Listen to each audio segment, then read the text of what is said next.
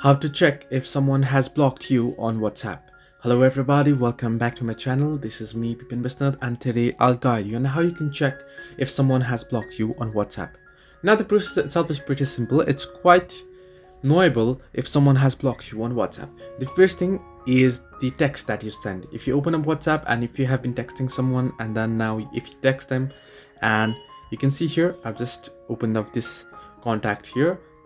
Now if you send the contact a chat and you can see there is only single tick mark there, it means the message has been sent but it has not been delivered. Now in this case it might be that the user is offline as well. If the user is online and is ignoring you, then there will be two check marks, but if the user isn't online, then it'll be only a single check mark. However, if it'll be for such a long time the message doesn't get delivered, then it might be that either they have deleted their account or either they have blocked you. The other is the profile picture. If you open someone's profile picture, like if they have the profile picture, and if you tap on the picture and if it says the profile photo doesn't exist or the profile has been removed or no profile photo, then it may mean that they have blocked you as well, because if someone blocks you, the profile picture won't show up.